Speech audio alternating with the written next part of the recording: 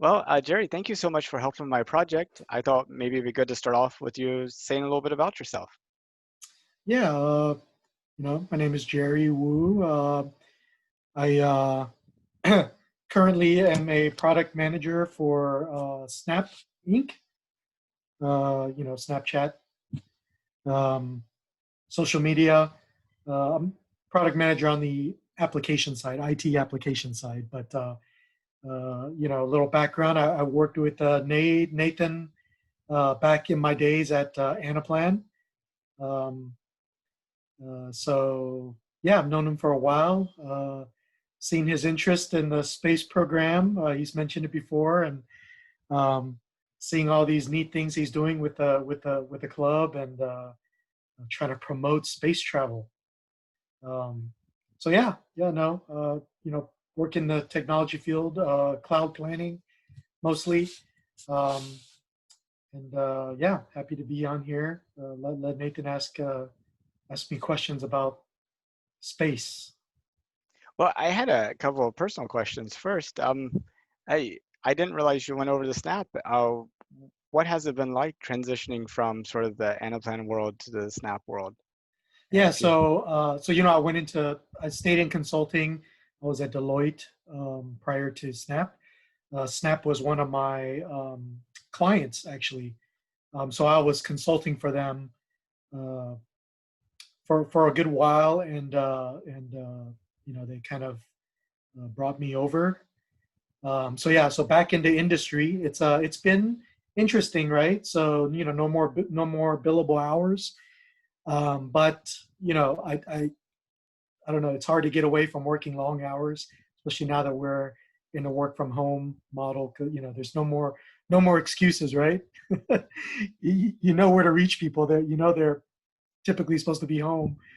Um, yeah, it's been neat. It's a different audience, right? And everything is in house now, right? You don't have to outsource anything, and so yeah, so without the billable hours, there's no time constraint, there's no budget constraints, so you're actually able to do a lot more, interestingly enough. yeah, I guess it's a two-edged sword, right? You have the benefit of you get to focus on actually doing stuff, but you also have the other side of unending stream of requirements without the ability to really kind of That's right. articulate the cost Yeah, of that's the. exactly how it is now. Yeah, yeah. But on the other hand, it's a different kind of pressure, right? You don't have the like I mentioned earlier, billable hours, and I have to hit certain goals or anything related to that, and you just have one client you have to keep happy, right?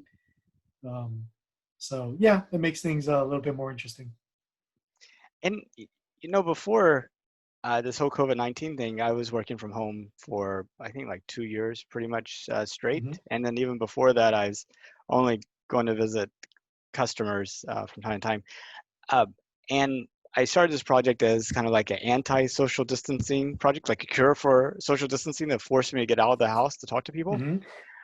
But one thing about working from home is at some point it's easy to make that transition from working from home to living at work. And it seems like you were just touching on that you're no longer working from home, you're living at work. And a lot of people are doing that too. Yeah, yeah, and I don't know if you keep up with the stock market, and like our company actually has been doing really, really well, right? And social media companies have been very profitable and growing during this time because everybody has a lot more time on their hands and are on social media more, and advertisers have shifted their dollars to more um, internet-based audience, right?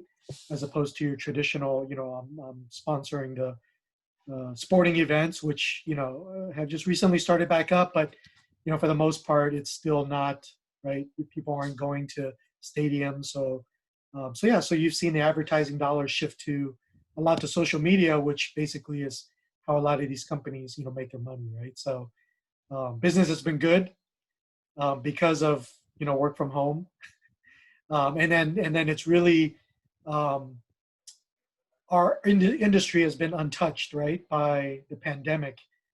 Um, there's really been no loss of jobs. It's been more than anything growth, right? And everyone shifted to working from home and has been actually more productive than we were in the office. So it makes people are now considering, well, let's just allow more people to work from home. And I was already working from home. I was one of the few employees that, um, before the pandemic, was already working from home and traveling to the office, once a month, um, in person. But yeah, so now it's everyone has more time on their hands. They're glued to their home offices a lot longer. So more work has been done, and production has been up. So yeah, it's been interesting. That is that is awesome. I can see the guitars in the background there, so you must be really big into music too. I am, but those are my son's guitars, or some of them. Um, he was involved in rock bands and lead guitarist for a couple of different bands. So yeah, his equipment hanging in my office, scattered all over the house. At least they're in one place. Yeah, yeah. But that's interesting. You're talking about targeted advertising. I think that goes to the very first question I had for you, which is, did you know that NASA is planning to send humans back to the surface of the moon in 2024? Yeah, it wasn't until recently that I started seeing more about that, right? Or hearing more about that. I know, the certain programs, or, space programs, privately funded. There was talk of, space travel for the masses, and, um, obviously trying to get to Mars. But yeah, no, I didn't know that that was an absolute uh, goal or plan for, what was it, 2024, right? Yes. It's right around the corner. Well, well, the end of 2024 is a little bit over 1,600 days away, which I know because I'm interviewing a person every day until the end of 2024 and counting down to that. All right. Uh, but I think this also talks about like the one of the great benefits of social media advertising is you could do this micro targeting. I mean, you could target the person that's interested in both football and knitting, Hmm. and kind of some type of football NFL themed, knitting needles, and could get you could find that little niche and Yeah. find Yeah. those people that are really interested in that, and everybody else who's not interested in football or not interested in knitting or not interested in both don't ever see that ad because they're not the target. Yeah. And that's kind of why a lot of companies have shifted to that, right? They can spend less money and target a specific segment of the population. So, obviously, if I did a Google search right now on my phone, I don't even think it needs to be your phone, because everything's kind of connected. So if I search space travel to to the moon, I'm sure I'll start seeing targeted ads. Well, I'm not sure that there's a real product that someone's trying to sell, but um, you know, Well, or that you should be wary of buying if there is. but yeah, yeah. So if an organization was advertising trips to the moon, I might start seeing those type of ads. Now, the thing is, those same targeting algorithms, I don't think are limited to just the advertising, but I think you see them also being applied to targeting content. Instead of you and me both going to like Google News and seeing the exact same, these are the 50 top articles today. Mhm. I got a feeling that what you see on Google News and what I see on Google News would be fairly specific to kind of our past history and preferences for Mhm. what we've looked into. Yeah, And definitely.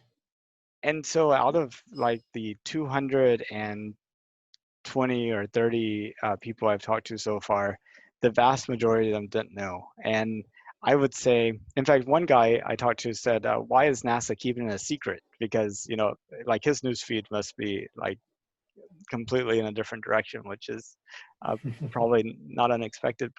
Um, but I was just wondering what you thought about that. Whenever news and everyday events and different spins on everyday events become so targeted that essentially it creates a bubble of content around us that's very different than the other members in our society.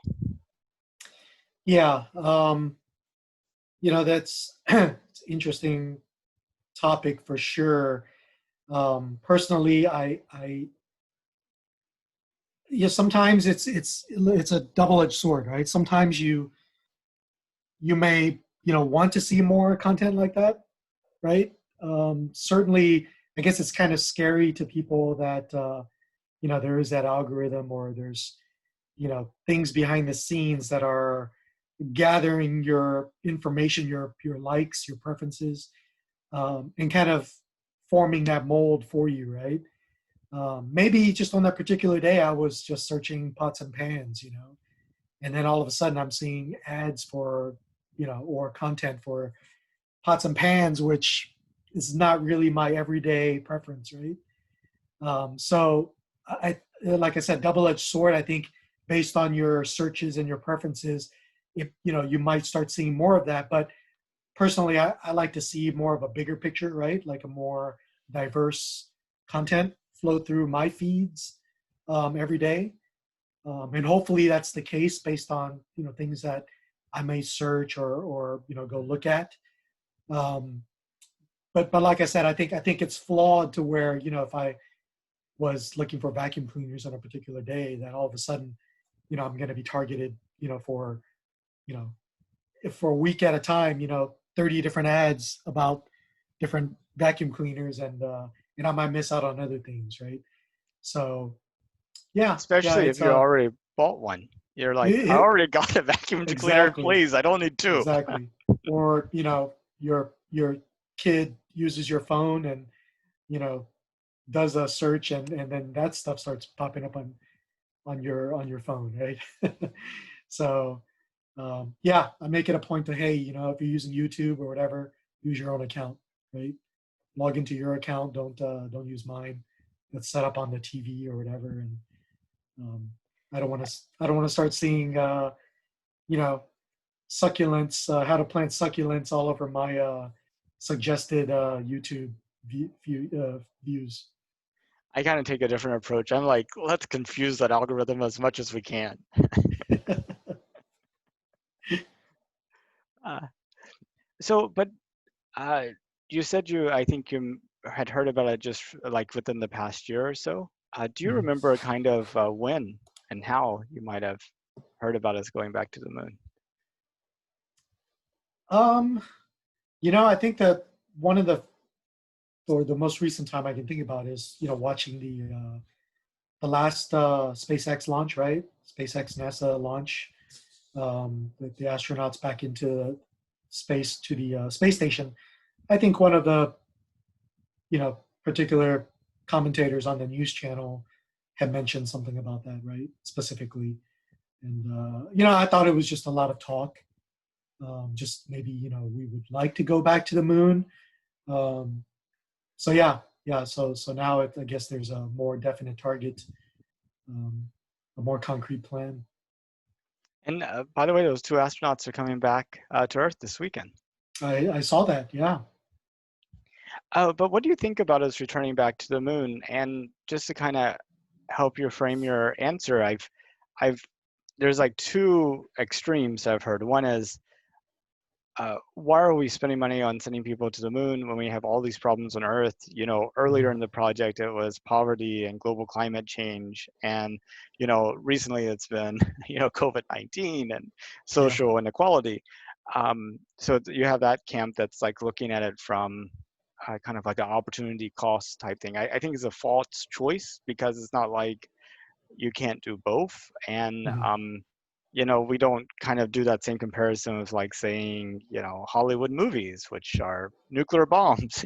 It's like, and then you have the other extreme, which is like, Earth is going to die. And if we don't figure out, in billions of years from now, and we don't figure out how to live in the rest of the solar system and, make it to other star systems, it eventually would be the end of all life on Earth, just because, our sun will spin up, use up all its fuel, and either you've made it to another star system at that point, or you haven't and you died. So they see it's kind of like foundational to this future.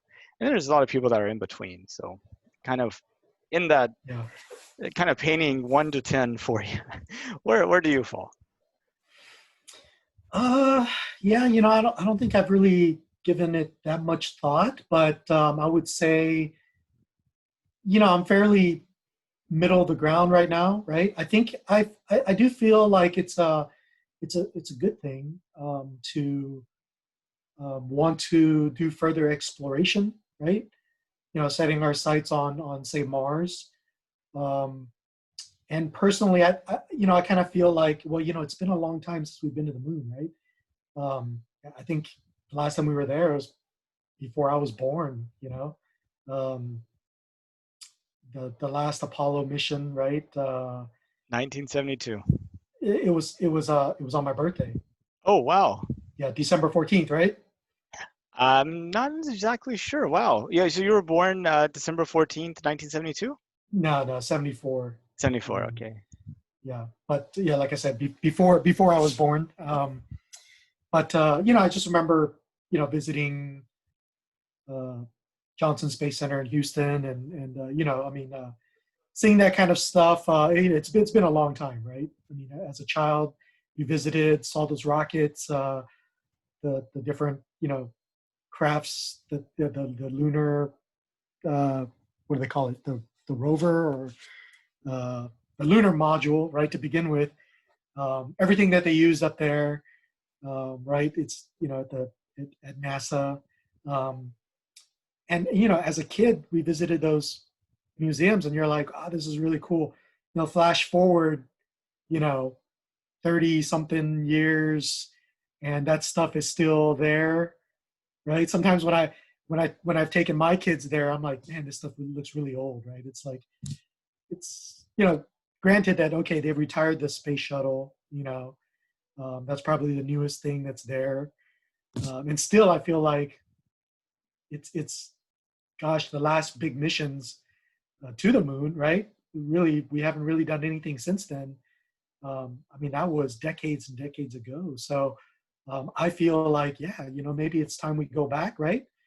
Technology is different now. What we know now is different than what we knew then. So maybe another mission or trip to the moon with different goals, right? And I think now it's more of a, maybe we establish a kind of a, I don't know, place to fuel up, another launching pad, right? Um, you can see the benefits of that, right? Instead of just trying to get from Earth directly somewhere else, you've got kind of a staging area to go refuel, or, um, kind of, I don't know, get some snacks. I don't know, right? Sky's the limit. But no, I feel like, and I don't know that it's another race to the moon. I know the Chinese have, they're doing their thing, and um, we've got our own separate aspirations. And certainly, the space is large enough for everyone to do their own thing. Probably be beneficial that everyone got on the same page, right? Um, but yeah, no, I I feel like there's been a lot of private interest, right? Obviously, you've got your SpaceX and your Virgin Galactic, and I don't know. Am I missing any other Well, large ones? Jeff Bezos's Blue Jeff Origin. Bezos. That's right. That's right. Blue. Um, but yeah. It's I feel like with private money, right? Suddenly you've got less of a constraint. Certainly, NASA used to be just purely funded on taxpayer money. So there was always a budget element to it, right? How much money you were going to allocate to the space program, this and that, or research, or um, and now that you've got private industry into it, I mean, you see the big jumps in technology, and things don't seem as constrained anymore, right? I feel like uh, things will start growing by leaps and bounds. Um, and yeah, no, that's just a little bit of how I feel about that. Right. And I mean, NASA's money still comes only from the taxpayers, but a lot of it depends upon how you spend that money too. I mean, Mhm. if you're trying to, get something from two different cities, you can build a plane, own and operate that plane, transport things between those two different cities, and that's a very different kind of cost model than saying, hey, I want to pay so much money for you to take my package between these two cities, then having a whole bunch of private companies kind of create a service and compete Mhm. on price and performance and capabilities. And then you just buy the best one, and then you Yeah. pull in all that extra investment money and all those other ideas, and you're less interested in how as opposed to what and when and how much. It's kind of an interesting thing. Yeah, what's I'm just going to speak to Tesla, right? So, like I own their stock, and I was an early investor, and um, it, and with their stock price going to the moon, a lot of speculation, obviously, and a lot of other competing interests, has driven the stock price up uh, higher than what most analysts, right, what Wall Street feels should be their valuation. And Tesla is, what people first things that come out of their mouths is, oh, it's an electric car company, right? But they're missing the big picture, right? If you're not really thinking about this, their space interests, and all the other research and technologies that Elon Musk set out to really fund, right? Um, you got to look at it as and you probably heard this before, that it's really a technology company, right? So if you look at it more as a technology company that funds, all those other interests, right, including SpaceX, um, then all of a sudden that valuation is different, right? You can't, as a car company itself, yeah, the stock price is way overvalued, but that's their tangible product that they're actually selling, right? Um, so to me, that's kind of how, back to your question about how it's viewed, right, the public, in terms of spending that kind of money to go to the moon, right? Are we wasting all that money, right? We've been there, but it's again, like with the stock price, right? It's now you got to look at the big picture, right? We're not just spending money to go to the moon, but that's just going to kick off a whole lot of other things. Once we get there, um, then you can start the phase two, or start thinking about how we get from the moon somewhere else. Um, and things start to become more tangible, right? Ideas start coming into place. So, um, so with Tesla, right? I view it as, you're investing in the technology, and not so much just that physical vehicle, that you can buy and drive around. That one day those funds turn into sending your son or daughter into space, and the technology behind all of that. Yeah, indeed. And engineers like to create things. I think you get a lot more out of engineers by letting them build really amazing things as opposed to necessarily paying them money and having them just sit around. Yeah. Uh, and an engineer that works at Tesla or SpaceX, I mean, there's so many different interesting projects they get to work on and actually see come to life. I mean, look at the Boring Company, look at Neuralink, look at, um, of course, SpaceX and Tesla. But have you heard of kind of Elon's vision in terms of what he wants to do with SpaceX, like his whole goal? Like getting to Mars. Exactly. Yeah, I think that, not in depth. I think probably the last time I really heard him talk about all that was probably on the Joe Rogan. podcast or the several times that he's been on there. Um, which yeah, no, I find it very interesting, right? His train of thought. I think once hear him speak personally to uh, his the big picture that he's thinking of, right? All the little gadgets that he sells or has come up with. I mean, it's really, like I said, it's all kind of, well, I'm doing this, but really I'm trying to, you A and B is to get me to C, right? So then you start thinking, that's pretty interesting, right? So if he's successful in A and B, I mean, C is just going to be really cool, right? Like all the things that are going to come out of you know trying to develop A and B, and having Neuralink. If you could get that going and you know be able to communicate like that, control things, kind of how they've played around with that, or drawing it up as we speak. Um, yeah, I think that's just leaps and bounds, right? You can see that going into all sorts of applications, um, including how we get on a call like this, right? I know. I just think it's going to require a lot of training and self-discipline and safety measures for like Neuralink. I mean, so many times Yeah, when you feel like doing something, and then you have all these processes that it- keep you from doing it because it's not a good idea. It'd be bad to think it, and yeah, boom, it happens. Like, yeah, oh, yeah, yeah. They'll, kind of like self-driving cars, right? Did you know? Did I really want to speed up? Did I really want to stop? Uh, you know. Um, so yeah, yeah. Obviously, we're not there yet, um, but I like the direction that it's going. You got to come up with these new ideas, whether they're people might consider them kind of wonky or kind of far fetched, but that's what we said about. I mean, who would have thought that you could reuse a rocket and have it land, kind of opposite of how it took off, right? I don't think, you know, 20 years ago, 30 years ago, we would have thought about doing it that way, right? But here we are. It's happened. Now we've got reusable um, technology.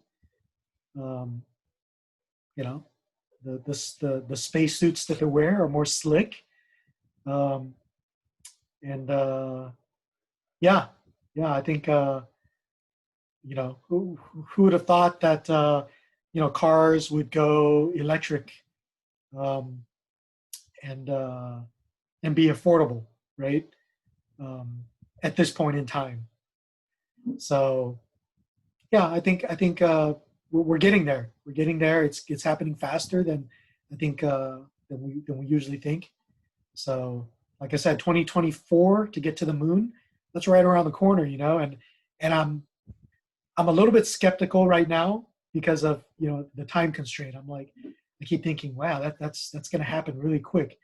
Can we get everything together by then? But I say that now, and then we'll flash forward a few years, and uh, you know we'll have this conversation again, and I'll be like, well, I can't believe that we're already you know ready to take off, and things have been put in place. So it would be a definitely a rare event if things take less time than we think. But with regarding to space. But yeah. I mean, my kind of bet is maybe SpaceX figures out how to get their Starship, their completely 100% reusable spacecraft that they're working on in Boca Chica, Texas.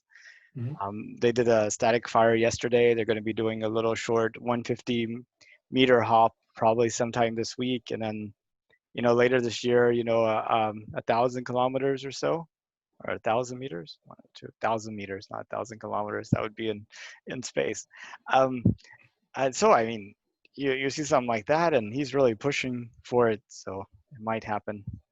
But if you look out in the future, like 500 years, uh, do you see humanity still sort of on Earth, just making kind of like these camping trips into the rest of the solar system, or do you see fundamentally humanity encamps, expanding out, and the entire solar system is part of the domain of people, and we're generating power in space, we're mining in space, manufacturing in space, people are living in space, we're exploring. And you know, people are talking about wonky ideas like going to another star system in like a generation ship that, you know, it's not you going to be there, it's not your children, not your children's children, but like your children's children's children's children will be the ones that arrive in the new star system. I mean, like, what are your thoughts? Yeah, yeah. I definitely feel like 500 years from now, I think that's a big possibility. Um, like I said, I'm all into tech, and I feel like we're probably going to get there sooner than later, right? I'm more of got a more of a uh, future looking positive outlook, than skepticism, right? I feel like our technology is just going to be exponentially getting better from here on out. So I don't think it's unheard of 500 years from now that we'll be, I don't know about exploring other star systems. I feel like there's still a lot left in our own. I feel like we'll definitely, in reality, we'll get to Mars within, far less than the 500 years. But would really like to see us doing something like that, right? Like, I don't know if you've seen the show Lost in Space on Netflix, the newer one, right? Um, I think that's cool, right? You send scientists and different people to go out there and explore, try to colonize, right? But what's different in the movies and in shows is, right, they have the technology, they have the spacecrafts that can sustain them, right? And they can kind of, if you just lived on the ship, it would be kind of comfortable, right? It's not just a cram space. You cram, two people in, and you're getting there. You can't really move around much, and you can have school on your spaceship and have a whole family up there, and so I feel like if you can get to that point, that certainly it would be, um, you would generate more interest, and it'd be more feasible, right? I don't just want to get there. I want to be able to get there and be able to live comfortably and be able to do the things that that you could really live, right? While you're exploring, instead of just, well, I just need to get there and then I'll figure it out once I get there. And I don't know that that's the best plan. Um, so personally, I wouldn't want to go up in that ship, and travel to Mars, unless I knew that, yeah, we were going to do this, right? A, B, and C. There's going to be, a home for me to live in. There's going to be sustainable food, so I won't die. Um, and that there's going to be some comforts from home, uh, not just a one way. And if we don't figure it out, you're stuck, right? Yeah, exactly. In fact, the president of SpaceX, Gwen Shotwell, she was asked if she would go to Mars, and she's like, initially it's going to be like camping, and I don't like camping, so I probably Yeah. would not, would not like to go. Yeah. Well, Jeff Bezos has a completely different vision. He thinks, Earth is the only place that's any even remotely right for people or for life in the solar system, and that we should really work at trying to take all those things that are harming the Earth and moving them into space, the power generation, mining, manufacturing, all that good stuff. And also in terms of space, why do we need a planet? Let's just build our own huge space structures. Mhm. We'll spin them so that you have the centrifugal force, gives you the feeling of gravity, but you can make them however big you want. You can make them however Mhm. you want. You could put them where you want. And yeah, it, and eventually, maybe those are like little cruise ships that are moving around the solar system slowly. But like you said, you're comfortable the whole time, and you get Yeah. a. And what do you think about that? You know, uh, First thing that pops into my mind about that, I think there are movies about that too, right? But No, I think that would be cool, right? Why go to Mars? Let's just build our own little, um, Death Star, Elysium, whatever version of that you want to. But what pops in my mind is economic disparity, diversity. All the issues that we deal with down here, right? Who gets to go up there? Only the people that can afford it, right? So they've got a better place to go to, a cleaner, world to live in, right? Leave all the bad stuff behind, kind of their own private retreat. So, I can see all sorts of issues with setting up something like that, right? Like how do you create another world or um, another place, another societal place that would be fair and diverse and free of the things that we struggle with down here, right? Well, there's the rich and the poor, right? Who gets to live in the better place as opposed to the slums? Um, and again, number one is right, who gets to go at all, right? So is that carved out for just the millionaires, the billionaires, or is it attainable by the rest of us, right? Um, is there a lottery system, right? What do you have to give up in order to participate in something like that? So those are the things that I think about. I don't know. I'm more of uh, I think about the economics of things and the social aspects of it. So while I do find it interesting, and I think personally I'd be all for it, but then you've got all these other things you've got to deal with, right? Um, so maybe it's something you have to solve first, or at least set out some kind of a plan so that it could be accepted and there'll be participation and funding and all those good things that go along with it. I mean, that's interesting about the social aspects and economic aspects. I mean, getting to Mars is actually probably a lot easier than dealing with all those aspects. I mean, Yeah. developing a rocket, you have a fairly straightforward process you go through. I mean, it's very specialized, but we've done it several times. We know what it takes. We've seen it work.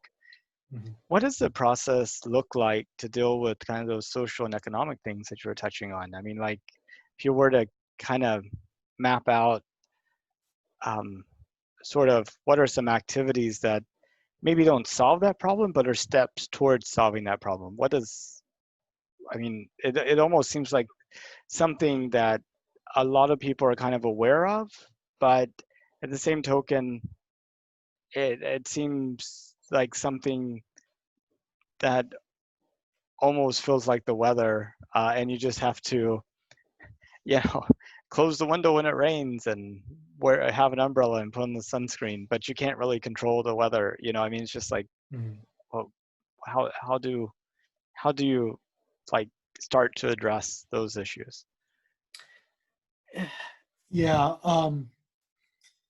I think there's obviously a political aspect to that, right? You've got to have, um, I mean, certainly if it was 100% privately funded, you know, it would be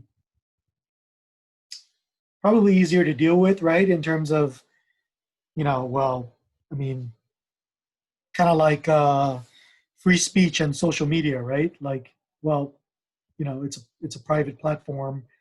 Free speech doesn't really apply in terms of who they censor, or even if it's a privilege for you to be a user, right? Have an account and be able to use social media, right? You don't have to do it. Um, so in that same line, it's almost like, well, if Jeff Bezos is the owner, the sole owner of this whole project, I mean, certainly if he wanted you know 10 men as opposed to 5 men and 5 women to to be the ones in control or the first ones to get there or what have you.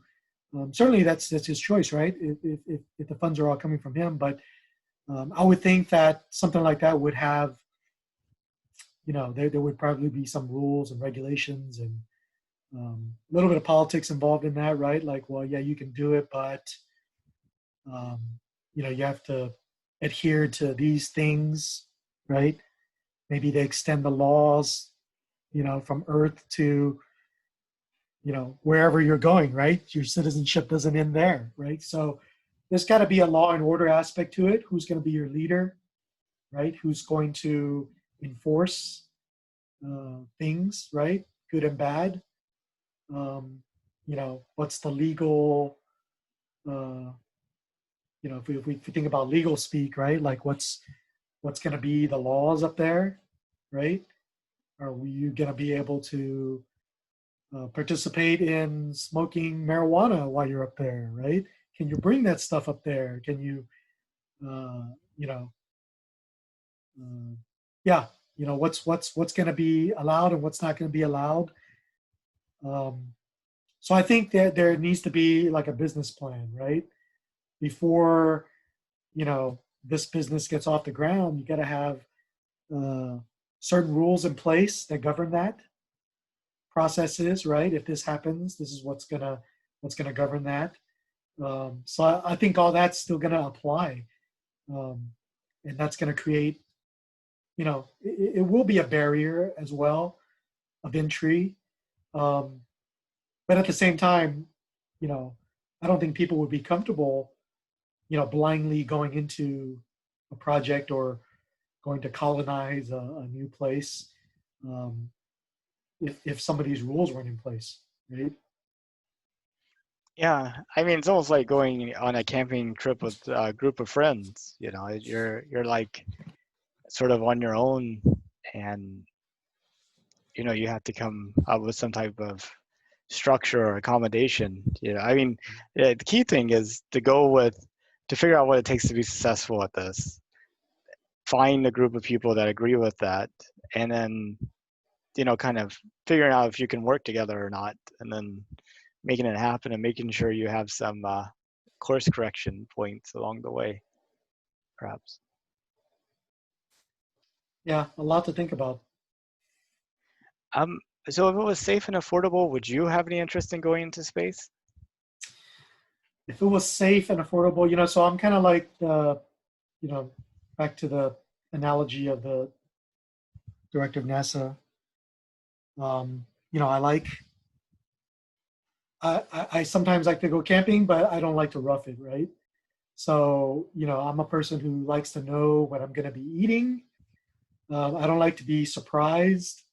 So, if all those factors were kind of in there and I knew that, yeah, there'd be like a chef that would be out there preparing your foods, and we wouldn't just be eating, you know, healthy or vegetarian or, you know, some sort of a diet, right? If all those things were checked off, all those boxes were checked off as well, and it was affordable, sure, why not, right? If I knew that there was for me though, it couldn't just be a one way trip with no chance of ever coming back if things went wrong or um, you know uh, I'm not one to be able to make that kind of sacrifice.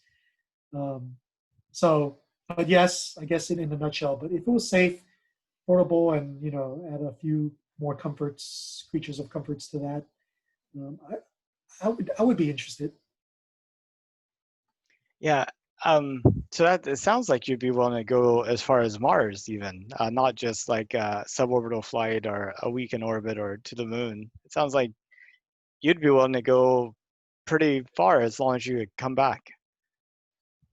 Yeah, yeah, I think so. And, um, you know, as long as I knew that if I got there safely, that it wasn't just going to be we've got 3 months of food, and if we don't figure something out in 3 months, then we're kind of dead in the water. So I think the plan would probably need to go a little bit further than that for me to be comfortable going. And what would your family think about it? Would they be like, "Hey, we're going too," or um, you know, "I can't wait to see you when you get back," or like, or "Please don't go." I mean, like, how does that conversation work? Haven't ever asked that, but I'm sure at this point, the stage that my kids are in, right? Teenagers, they'd probably be like, yeah, as long as you left money for us to feed ourselves down here, um, and survive, sure, why not, right? And my wife would probably want to go, right? And I probably wouldn't want to, go without her, maybe. Um, yeah, so it'd be a conversation that would have to be had, um, which would be interesting in itself. But yeah, I don't know that it could just be me. Um, yeah, I think my wife would need a lot of convincing to go. So always looking for tips. Yeah, so it's got to be easy. It's got to be two people at least, right? Yeah, exactly.